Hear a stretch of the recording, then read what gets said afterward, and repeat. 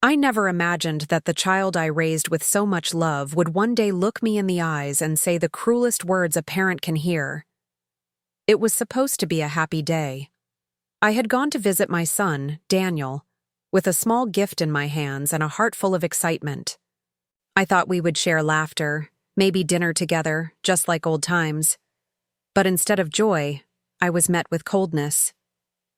Daniel opened the door with a frown, his tone sharp. "Why are you here again?"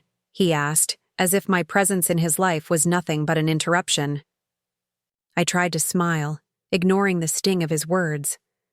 "I just wanted to see you, my son. I brought something special for you." But then, he said it, words that pierced through me like a knife. "If you really love me, you should just leave me alone forever. Or better yet, just die already." For a moment, I could not breathe. My chest felt heavy, my hands shook, and the world around me blurred. How could the boy I had fed, clothed, and sacrificed everything for speak such poison into my heart? That day, something inside me broke. But little did Daniel know, his cruelty did not destroy me. It awakened me, and what followed would change both our lives forever. For most of my life, I believed I had built a perfect world for my son, Daniel. I was a single mother from the very beginning. Daniel's father left us when he was barely 2 years old, and from that day forward, I promised myself I would give my boy everything he needed, no matter what it cost me. I worked double shifts as a nurse, sometimes staying awake for 36 hours at a time, just to make sure Daniel had food on the table and a roof over his head. My own dreams, travel, hobbies, even simple rest, were put aside. My dream became his future. I remember when Daniel was 7, he fell sick with pneumonia. The hospital bills came to almost $2,000, money I didn't have. I sold the gold earrings my late mother had given me just so I could buy the medicine that saved his life. I never regretted it. I told myself, he is worth everything. At 16, Daniel wanted to go to his school prom. The suit he liked was far beyond what I could afford. I worked weekends for months, cleaning offices at night, just so he could walk proudly into that hall. The smile on his face when he saw the suit made me feel it was worth every aching bone in my body. When college came, the expenses were enormous. Daniel changed his major twice, but I never complained. I paid every tuition bill, even when it meant taking out loans that I am still paying to this day. In total, I spent over $50,000 on his education, money that could have been my retirement. I didn't mind. I thought, education will secure his future. He'll be grateful. Years passed, and Daniel got married.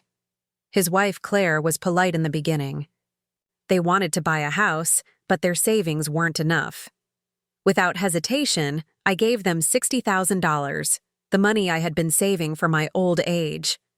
It's okay, I told myself. They need it more than I do. And then came the grandchildren. Sweet little faces that I adored from the moment I first held them. Whenever Daniel and Claire wanted a night out, I stayed home with the kids. I became the free babysitter, never asking for a penny. I bought them toys and clothes and even covered medical bills when the youngest needed braces. Over the years, I counted nearly $200,000 that had left my hands for Daniel and his family. It wasn't just money. It was my health, my time, my entire life poured into theirs. And through it all, I never complained. I was proud. I thought I was doing what any loving mother would do, sacrificing so her child could live a better life. What I didn't realize was that all those years of sacrifice were not building gratitude. They were building expectation. Daniel didn't see my love as a gift. He began to see it as his right, and that misunderstanding would lead to the most heartbreaking moment of my life. At first, I didn't notice the small changes. Love can blind a mother's eyes, and I wanted so badly to believe that Daniel's happiness meant my own. But little by little, things began to shift. When I visited their home, Claire would sometimes sigh loudly as I entered. as if my presence was an inconvenience. Daniel would laugh it off, saying, "Oh, she's just tired, Mom. Don't take it personally." So I ignored it. The phone calls also changed. Before, Daniel would call just to ask how I was doing. Now, whenever my phone rang, it was always about money. "Mom, the kids need new tablets for school." "Mom, we're short on the mortgage this month." "Mom, could you cover the car insurance until I get paid?" I told myself. This is what parents do. We help our children when they need us. But in my heart, I began to feel uneasy. One Sunday, I cooked a big meal and invited them over. I spent hours in the kitchen, preparing Daniel's favorite dishes. They arrived late, both scrolling through their phones as they sat at the table. Daniel barely touched the food. Claire made a face and said, "We really prefer healthier options. Maybe you shouldn't cook so heavy next time." I smiled, though inside I felt the sting. Since when did homemade food become a problem? Another time, I offered to pick up the children from school. When I arrived, one of the teachers smiled at me and said, "Oh, you must be the nanny." Claire had apparently introduced me that way, a nanny. Not the grandmother who had given up everything for those children. When I asked Daniel about it, he just shrugged. "Don't make a big deal out of it, Mom. You're overthinking." The final straw came one afternoon when I overheard Claire speaking on the phone. She didn't know I was nearby. "I swear, Daniel, your mother is always here. Doesn't she have her own life? She's suffocating us." Her words pierced me. But what hurt more was Daniel's silence. He didn't defend me. He didn't correct her. He simply let her talk. For the first time, I felt like an outsider in my own son's life. The woman who had carried him, raised him, and sacrificed for him was now treated as a burden. I tried to brush it away, telling myself, "They're young, they're stressed, they don't mean it." But deep down, I knew something was changing. Something darker was growing in their hearts. I didn't know it then, but these were just the first cracks in the foundation. The real earthquake was still to come. It was Daniel's 40th birthday. I had planned everything with love, even though no one had asked me to. I ordered a cake from his favorite bakery, $180 for chocolate with fresh cream. I told myself, he'll be happy. Maybe today he'll hug me like he used to. I arrived at his house early, gift in one hand, cake in the other, my heart filled with excitement. But when Daniel opened the door, his face didn't light up. Instead, his eyes rolled and he muttered, "Oh, it's you." I forced a smile. "Happy birthday, my love. Look, your favorite cake, just like when you were little." He sighed, loud and impatient, as if the sight of me exhausted him. "Mom, we need to talk," he said sharply, letting me inside without a thank you. We sat in the living room, surrounded by furniture I had partly paid for. The silence between us was heavy.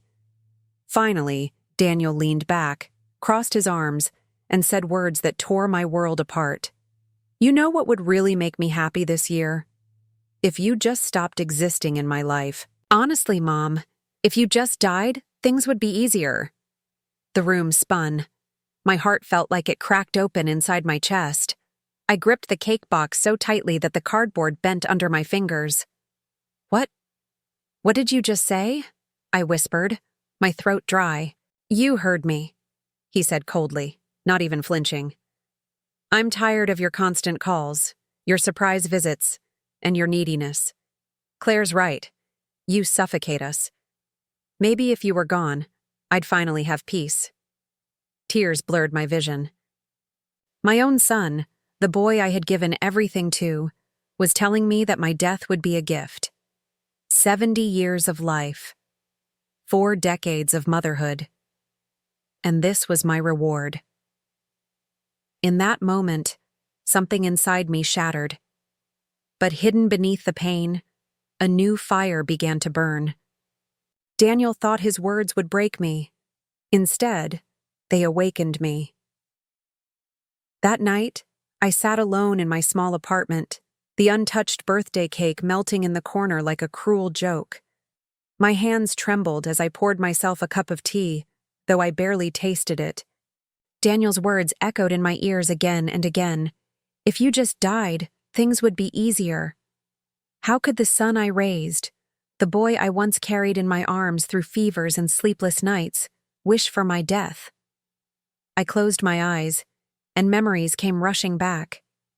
I remembered the long nights when Daniel was little and sick with asthma. I would sit by his bed, counting his breaths, terrified each time his chest rattled. I worked double shifts at the hospital just to buy the inhaler he needed. My own meals were nothing more than bread and tea, but as long as Daniel could breathe, nothing else mattered. When he turned 16, he begged for a used car so he could drive to school. I sold my late husband's watch, the only gift he had ever given me, to buy that car. Daniel's excitement that day felt like a reward. "You're the best mom ever," he had said. Little did I know how quickly words like that could fade. College was another storm. Every time he changed his mind, I supported him. History major? Fine. Business management? Fine. In the end, it cost me nearly everything I had saved. I took out a second mortgage, promising myself it was worth it for his future. Then came the wedding. I wrote check after check, $30,000 for the ceremony, another $15,000 for the honeymoon, smiling through the exhaustion because I wanted my son to have his dream. And when he and Claire wanted a home, I signed away the last of my savings for their down payment. That house, the very house where Daniel told me to die, existed because of me. Tears streamed down my face as I remembered each sacrifice, each moment when I told myself, this is love. This is what mothers do. But now, sitting in silence, I realized something painful. Maybe all I had done was teach my son to take, to demand, to expect. Maybe my love had blinded me so much that I raised a man who no longer saw me as a mother, but as a burden. The numbers circled in my mind. Thousands for medicine, tens of thousands for education, a fortune for his wedding, a house worth more than I could ever dream of owning for myself. Nearly $500,000, gone. And yet, the cost that hurt the most wasn't the money. It was the years of my life, the dreams I buried, the laughter I silenced, the loneliness I accepted. All for a son who now wished me dead. I cried until my body ached, until the tears refused to come. In that moment, I thought I had lost everything. But what I didn't know was that pain was only the beginning of something else. Something powerful. By dawn, my tears had dried, but something else had taken their place. A strange calm, like the quiet after a storm. I looked around my apartment, at the faded curtains, the secondhand furniture, the walls that had heard every whispered prayer for my son. For years I had told myself, this is enough. As long as Daniel is happy, I am happy. But now, his cruel words played back in my mind. If you just died, things would be easier. For the first time in my 70 years, I asked myself, what about me? What about the woman who gave up everything, her money, her health, her dreams, for a child who no longer saw her worth? I stood up and walked to the old wooden box where I kept all my records. Bills, receipts, letters, contracts, proof of every sacrifice I had ever made. Slowly, I spread them out across the table. Hospital payments, tuition fees, the wedding expenses, the house down payment.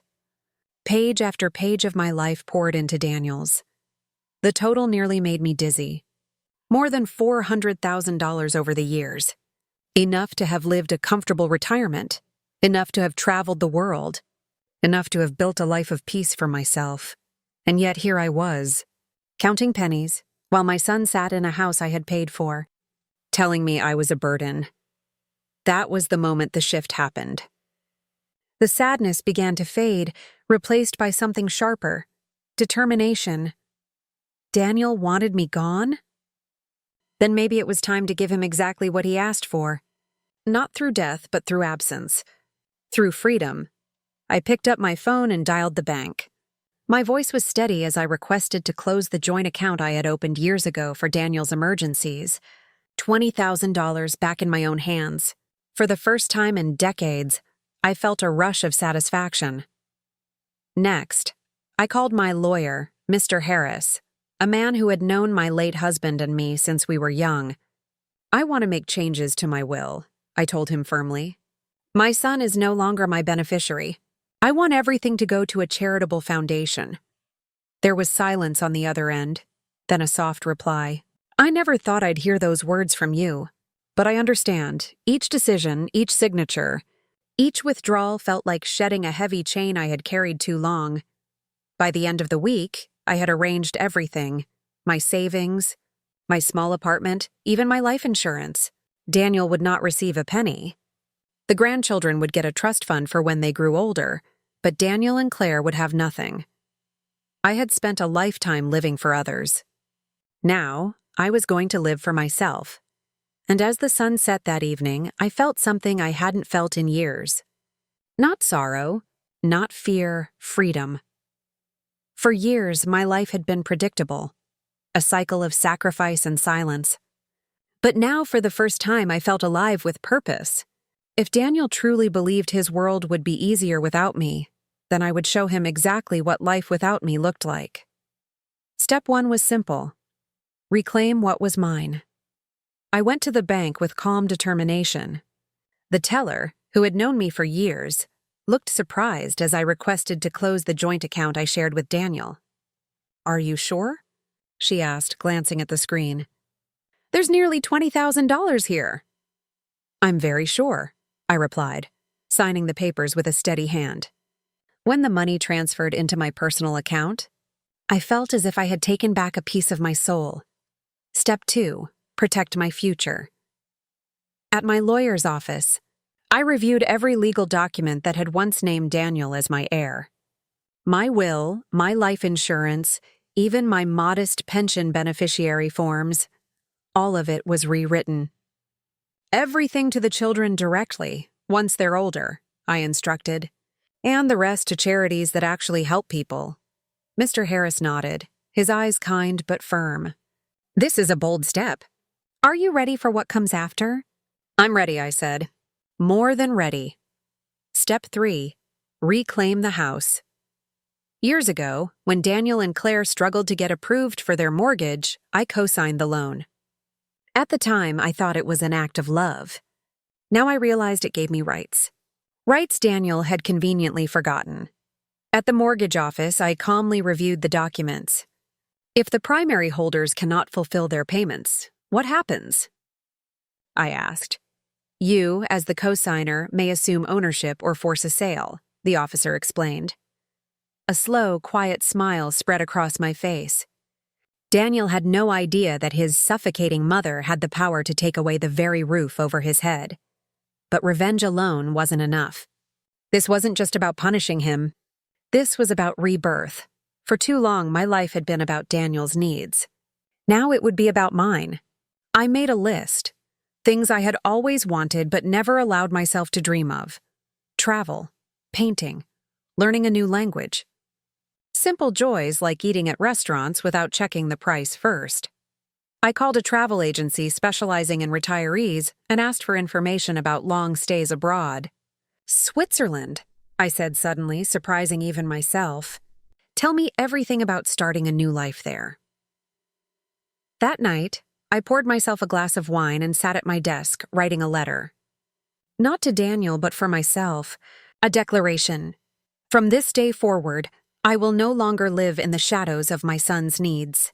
I will no longer sacrifice my happiness for someone who despises my existence. I am free, and I choose myself. As I folded the paper, a strange peace settled over me. I realized Daniel had, without knowing it, given me a gift. His cruelty had freed me from the illusion that love meant sacrifice without end. And so, my plan was set. I would disappear from his life, not in death, but in strength. He would face the consequences of his choices, and I would finally taste the life I had always been too afraid to claim. It was not just revenge, it was rebirth. The morning I set my plan in motion, The air felt different, lighter, sharper, almost electric. For years, I had walked through life with my shoulders bent under the weight of sacrifice. But now, as I locked my apartment door behind me, I felt taller. My first stop was the bank. The manager greeted me with his usual warmth. "Mrs. Collins, how can we help you today?" "I'd like to transfer all joint funds to my personal account and close anything that still connects me financially to my son," I said firmly. He raised his brows, but after a few keystrokes and signatures, it was done. $20,000, mine again. A small sum compared to everything I'd lost over the years, but enough to remind me I was no longer Daniel's safety net. Next was the mortgage office. I slid the thick folder of documents across the desk. "As co-signer, I'd like to review my rights." The officer glanced at the files and nodded. "Since you've covered late payments in the past, you have strong grounds. If the primary holders cannot maintain their mortgage, you may legally reclaim the property." For a moment, I imagined the look on Daniel's face when he realized the very house he thought I was suffocating him in could be taken away because of his own carelessness. Then came the hardest part, the will. At Mr. Harris's office, I signed papers that cut Daniel and Claire out entirely. My savings, my pension, my modest belongings, all redirected to charities and, eventually, a trust for the grandchildren when they came of age. With each signature, I felt lighter. As if the chains around my wrists were snapping one by one. By evening, my plan was complete. Daniel had no idea what storm was coming. "That weekend," he called. His voice was sharp, almost annoyed. "Mom, Claire, and I have a dinner Friday. Can you watch the kids?"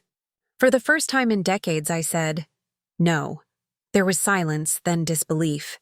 "What do you mean, no?" "I have plans of my own," I replied calmly. He laughed bitterly. "Since when do you have a life, Mom? Watching the kids is your job."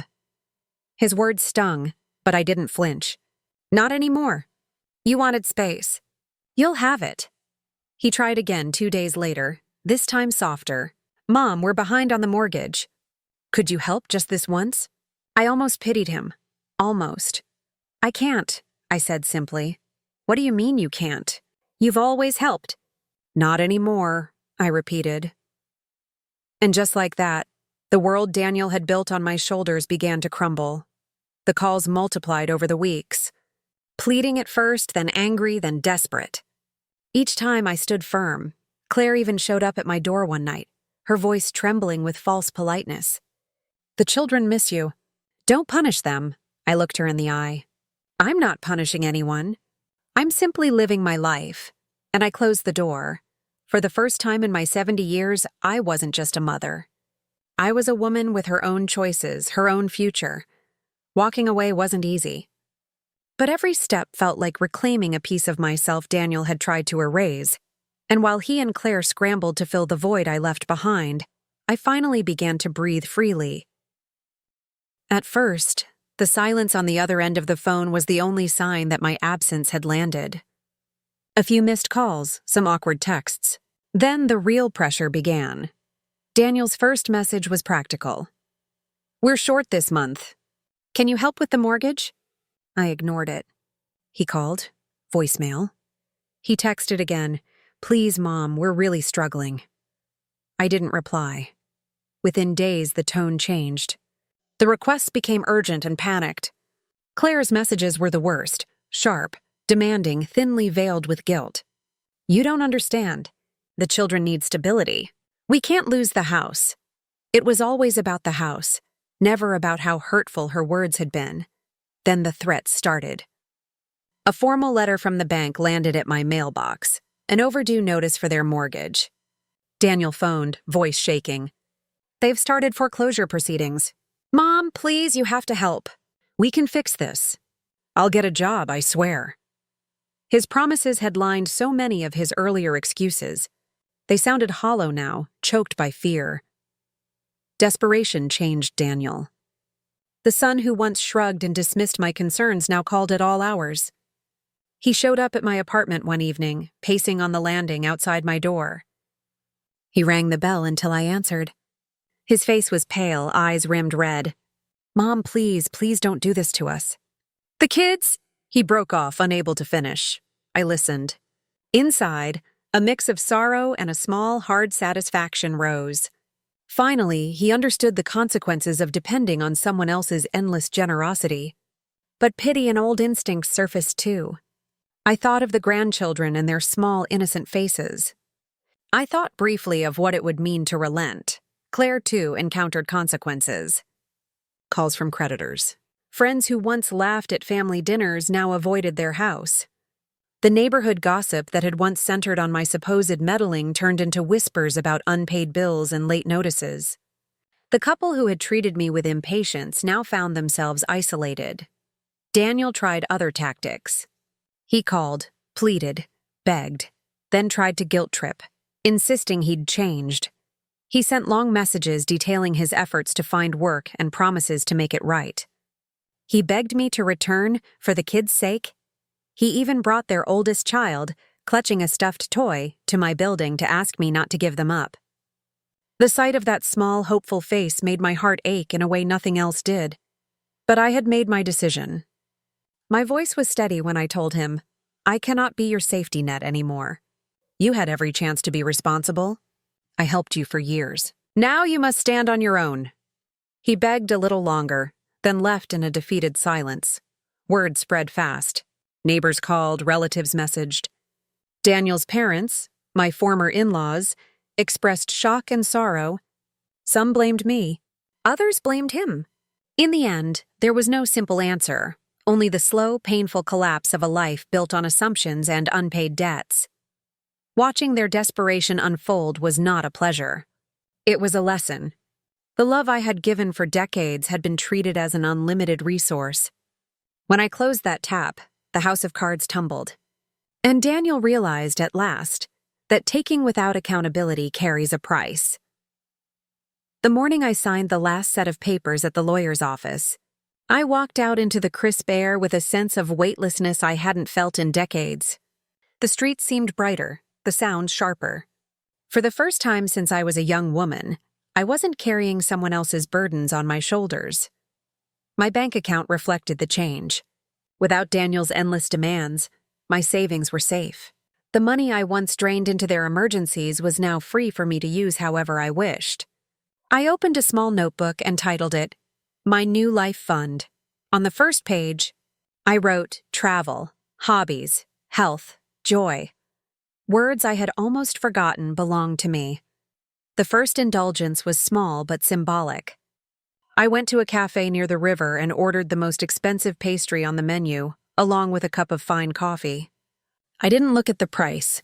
As I sat by the window, watching strangers go by, I let myself taste the sweetness, not just of the cake, but of freedom. In the weeks that followed, I explored possibilities I'd always pushed aside. I joined a community book club and rediscovered my love for stories. I signed up for a painting class and bought my first set of brushes. My hands shook at first, unsure of their purpose outside caregiving. But slowly, colors began to flow across the canvas. Each stroke felt like reclaiming a piece of myself. I also traveled. Not far at first, short trips to nearby towns, old churches and hidden gardens. I stayed in cozy inns where no one knew me as Daniel's mother, just as Maria. Each place left me with new friends, photographs, and memories that were mine alone. At home, I transformed my apartment. I replaced the worn curtains with bright ones, bought a soft new chair, and filled the shelves with plants and books. My neighbor, Mrs. Lopez, often stopped by to admire the changes. "You've brought life back into this place," she said with a smile. She didn't realize she was describing me, too. Every so often, guilt tried to creep in. Late at night, I'd wonder about the grandchildren. Were they eating well? Were they scared when their parents argued about bills? But then I reminded myself I had not abandoned them. I had simply stepped away from enabling their parents' irresponsibility. If Daniel truly loved his children, he would rise to the occasion. That was his test, not mine. The most surprising gift of my new beginning was peace. I no longer jumped every time the phone rang. I no longer dreaded the knock on my door, knowing it meant another request for money or time. My life was quiet, steady, and mine. Months later, standing on a hill overlooking a small coastal town, I thought about Daniel's cruel words. "I'd be happier if you were dead." And I realized something powerful. In a way, he had been right. The old version of me, the woman who gave everything and asked for nothing, was gone. She had died the day he spoke those words. But in her place, a new woman had been born, a woman who valued herself. As the sea breeze brushed my face, I whispered aloud, "Thank you, Daniel." Not because he deserved gratitude, but because his cruelty had pushed me to finally choose myself. For the first time in 72 years, I was not just someone's mother, someone's provider, someone's backup plan. I was Maria, and I was alive.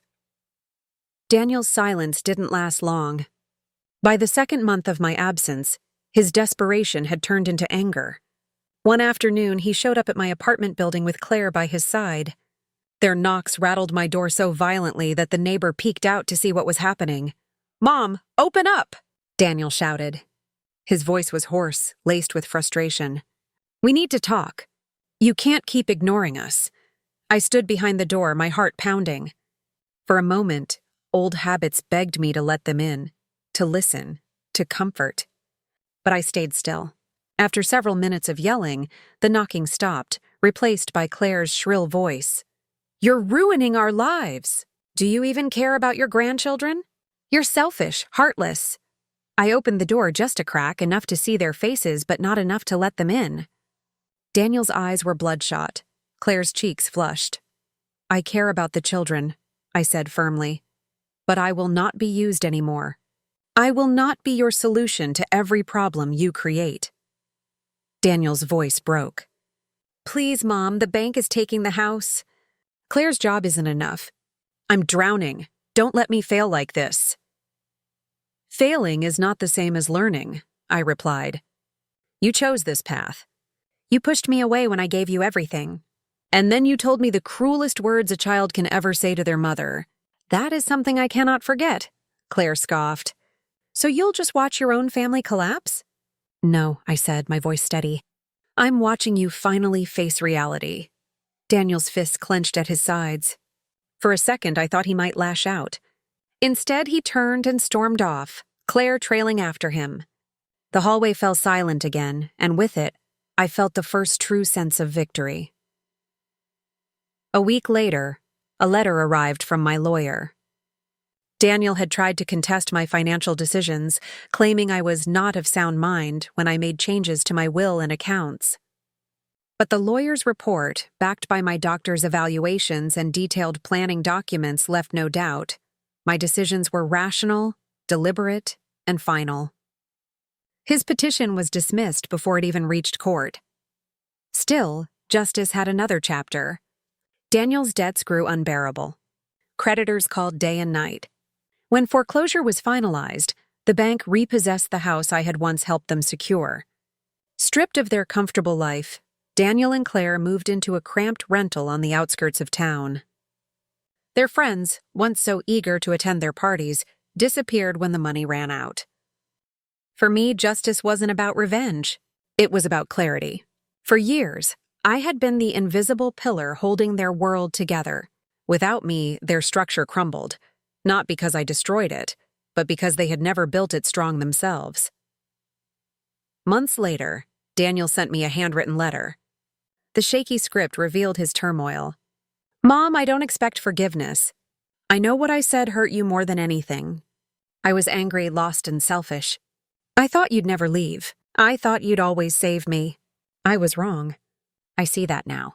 Please, if not for me, then for the kids, can we find a way back?"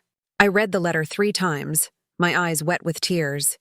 For the first time, his words carried no demand, no manipulation, just raw regret.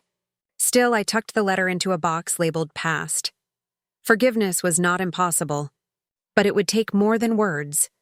Justice had been served. But peace, that was mine to choose. The seasons changed, and with them, so did my life. My days were no longer measured by Daniel's demands or Claire's expectations. They were measured by morning walks in the park, the laughter of new friends at the community center, and the quiet satisfaction of reading in my favorite chair without waiting for the phone to ring. One morning, as I watered my plants, I found a small envelope slipped under my door. My heart skipped when I recognized the handwriting. It was from my grandchildren. "Dear Grandma," the letter began in uneven, childish letters. "We miss you. Daddy says you are far away, but we hope you are happy. We love you." Tears spilled down my cheeks. Their words were pure, untouched by bitterness or blame. They reminded me why I had endured so much, and why I had finally chosen to break free. I sat down at my desk and wrote back immediately, "My sweet loves, I will always be your grandma. I may be far away, but my heart is close to you. One day, when you are older, you will understand everything. Until then, know that I love you deeply and unconditionally." I sealed the letter with trembling hands, promising myself that my legacy to them would not be money or property, but a lesson that love is real only when it is mutual, and respect is not optional. Daniel tried in small ways to mend the damage. He called less frequently, but more humbly, asking how I was instead of demanding help. Claire remained distant, her pride too sharp to bend. I didn't chase reconciliation anymore. If it came, it would come in its own time. The truth was, I had already found something more important than their approval. I had found myself. I invested in my passions. I painted, I traveled, I even joined a local choir despite my shaky voice. I spent my savings on experiences rather than sacrifices. Each moment I lived fully was a quiet victory over the years I had been made to feel like a burden. Looking back, I realized Daniel's cruel birthday wish had been both the worst and best gift I had ever received. It had broken me, but it had also awakened me.